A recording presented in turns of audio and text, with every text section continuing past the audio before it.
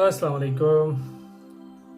मुझसे कमेंट में काफ़ी लड़कों ने एक ही क्वेश्चन बार बार पूछा था, तो मैंने सोचा इस चीज़ को थोड़ा सा हाईलाइट कर लूँ क्योंकि काफ़ी स्टूडेंट्स को इश्यूज़ आ रहे थे और बेसिकली उनके लिए ये चीज़ डिसाइड करना थोड़ा सा डिफ़िकल्ट था।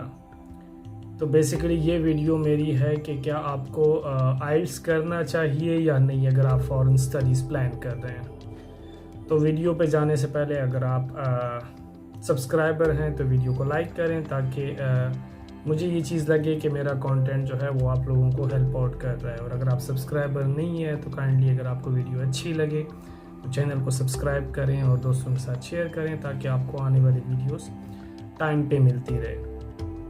तो चलते हैं टॉपिक की तरफ कि अगर आप फॉरेन स्टडी प्लान कर रहे हैं तो क्या आपको आइल्स करना चाहिए या नहीं। ये काफ़ी एक इम्पॉर्टेंट टॉपिक है और इसको कई दफ़ा स्टूडेंट इतना सीरियस नहीं लेते और उनके लिए इश्यूज क्या बनते हैं कि अगर वो एक कंट्री जो उनके लिए बेटर नहीं है वो सिर्फ एक आइल्स की वजह से मिस आउट कर जाते हैं। और कई दफ़ा तो ये भी होता है कि बहुत अच्छी स्कॉलरशिप्स भी बेसिकली वो अवेल नहीं कर पाते टाइम पे और बाद में वो काफ़ी डिफ़िकल्टी में आ जाते हैं और एक ऐसी कंट्री में लैंड कर जाते हैं जहाँ पे उनको हैवी फीसेस वगैरह पे करनी पड़ती है और इसके अलावा उनके लिए इतनी अपॉर्चुनिटीज़ भी नहीं होती है। तो चलते हैं इस वीडियो की तरफ। देखिए, अगर आपका टारगेट है कि मैं एक अच्छी यूनिवर्सिटी में अपनी फर्दर एजुकेशन, जैसे अगर आप बैचलर के लिए प्लान कर रहे हैं या आप मास्टर के लिए प्लान कर रहे हैं, चाहे वो कोई भी कंट्री हो, तो उनकी कुछ स्पेसिफिक रिक्वायरमेंट होती हैं और जब वो एप्लीकेशन बेसिकली उनकी स्क्रूटनी हो रही होती है तो उन लोगों ने कुछ एक क्राइटेरिया सेट किया होता है। जैसे अगर हम बात करें यूरोपियन कंट्रीज़ की तो पहला क्राइटेरिया तो उनकी बेसिकली क्वालिफ़िकेशन है। जैसे अगर आप बैचलर के लिए कर रहे हो तो आपकी secondary schooling, higher secondary schooling या 12 इयर्स एजुकेशन आपकी होनी चाहिए। अगर आप मास्टर के लिए अप्लाई कर रहे हो तो आपकी बेसिकली 16 ईयर एजुकेशन होनी चाहिए, ना कि आपकी 14 ईयर, क्योंकि कुछ कंट्रीज़ में 14 ईयर एजुकेशन की होती है, स्पेशली पाकिस्तान, इंडिया और बांग्लादेश में, तो वो बेसिकली एक्सेप्टेबल नहीं होते, तो आपको बैक आना पड़ता है। तो पहला क्राइटेरिया तो ये हो गया जो आप मोस्टली अगर आप अब्रॉड के लिए ट्राई कर रहे हो तो आप फुलफ़िल करते हो। अब सेकेंड क्राइटेरिया, चूँकि एशियन कंट्रीज़ को नॉन इंग्लिश स्पीकिंग कंट्रीज़ कहा जाता है, तो उनके लिए जो बेसिकली एक्सेप्टेंस है बग़ैर आइल्स के वो थोड़ी सी कम हो जाती हैं। अब स्टूडेंट क्या करते हैं, ऐसी कंट्रीज़ को बेसिकली सर्च आउट कर रहे होते हैं जो कि बग़ैर आइल्स के एडमिशन देते हैं। तो इसका एक ड्रॉबैक ये है कि जैसे मैंने यहाँ पे मुझे काफ़ी स्टूडेंट ने रीच आउट किया था, even though they were quite qualified और उनका CGPA भी काफ़ी अच्छा था, लेकिन वो ऐसी कंट्रीज़ को बेसिकली सर्च आउट कर रहे थे कि जहाँ पे आइल्स की ज़रूरत ना हो। जैसे काफ़ी स्टूडेंट कह रहे थे कि मैं स्वीडन अप्लाई करूँगा मैं, क्योंकि वहाँ पे आइल्स रिक्वायर्ड नहीं है। तो देखिए, अगर आइल्स की सिंपल सी प्लानिंग देखी जाए, यूनिवर्सिटीज़ की मैक्सिमम रिक्वायरमेंट फॉर मास्टर 6.5 होती है। आपने अगर बैचलर किया हुआ है तो आइल्स का एक स्पेसिफिक पैटर्न है, आप 1 महीना बैठ की प्रिपरेशन करेंगे, आपका ईजिली 6.57 तक आ जाएगा, जो कि मेरे हिसाब से इतना डिफ़िकल्ट नहीं है क्योंकि आप 16 ईयर एजुकेशन आप ऑलरेडी कर चुके होते हो। और अगर आप बैचलर के लिए प्लान कर रहे हैं तो बेसिकली उनकी मैक्सिमम रिक्वायरमेंट 6 ही होती है, जो कि रीच आउट करना इतना डिफ़िकल्ट नहीं है क्योंकि आजकल हमारे ज़माने में तो फिर भी उर्दू इंग्लिश मीडियम का चक्कर था, अभी तो वो चीज़ भी नहीं है, तकरीबन सारी एजुकेशन इंग्लिश मीडियम में। तो मेरे हिसाब से ये स्कोर जो है वो इतना डिफ़िकल्ट नहीं है। अब आइल्स का आपको बेसिकली बेनिफिट क्या मिलता है। अब सपोज़ करें 100 एप्लीकेशन आती हैं, अगर 100 में से 50 एशियन कंट्री से आती हैं तो उसमें मोर देन 90% एप्लीकेशन ने आइल्स ही नहीं किया होता है। तो सपोज़ करें अगर आप आइल्स की एलिजिबिलिटी मीट आउट करते हो तो आप ऑलरेडी टॉप 10% में एशियन एप्लीकेशन में आप आ चुके हो।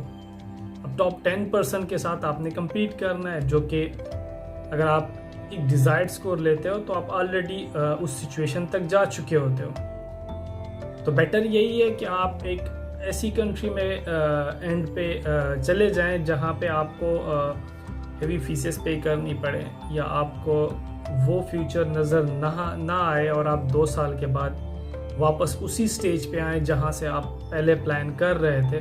तो बेटर यही है कि आप 6 महीने लेट चले जाएं, 1 साल लेट चले जाएं, लेकिन आप एक प्रॉपर रिसर्च करें, यूनिवर्सिटीज़ और कंट्रीज़ की रिक्वायरमेंट मीट आउट करें, तो आपको बेसिकली एक अच्छी यूनिवर्सिटी में ये लैंड करा देंगे। अब आइल्स का कुछ लोग पूछते हैं कि क्या मुझे खुद प्रिपरेशन करनी चाहिए, किसी एक्सपर्ट के पास जाना चाहिए। तो यहाँ पे मैं वही क्वेश्चन पूछता हूँ कि आप लोगों को अपने आप से ये चीज़ मतलब पूछनी चाहिए या क्वेश्चन आउट करनी चाहिए बेसिकली, क्योंकि देखिए मुझे हर किसी का स्टैंडर्ड नहीं पता कि आप किस स्टैंडर्ड या किस लेवल पे अभी मतलब हैं। अगर आप सपोज करें आपकी इंग्लिश इतनी स्ट्रॉन्ग नहीं है तो आप क्या कर सकते हो, आप एक्सपर्ट के पास बिल्कुल चले जाएं, इसमें कोई कबाहत नहीं है। अब आपको इसका क्या फ़ायदा होगा कि अगर आप सेल्फ स्टडी पे जाते तो आपका 6 आ रहा था, अगर आप थोड़ी सी एक्सपर्ट की ओपिनियन ले लेंगे तो वो बेसिकली आपको थोड़ा सा गाइड करेंगे, और आप उन्हीं की गाइडेंस की वजह से और उन्हीं की असेसमेंट के बाद आप बेसिकली 6 के बजाय 6.5 या 7 ले लोगे, जो कि एक अच्छा स्कोर है। तो दोबारा आइल्स अटैम्प्ट करने से अच्छा है कि आप थोड़ी सी प्रिपरेशन करें। अगर आप किसी एक्सपर्ट या अकेडमी के पास जाते हैं, डेफिनेटली रीच देम आउट, आपको ये चीज़ें हेल्प आउट करेंगी। सिर्फ एक आइल्स की वजह से आप ऐसी कंट्री को ना चूज़ करें जहाँ पे बाद में आपके लिए कॉम्प्लिकेशन क्रिएट हों।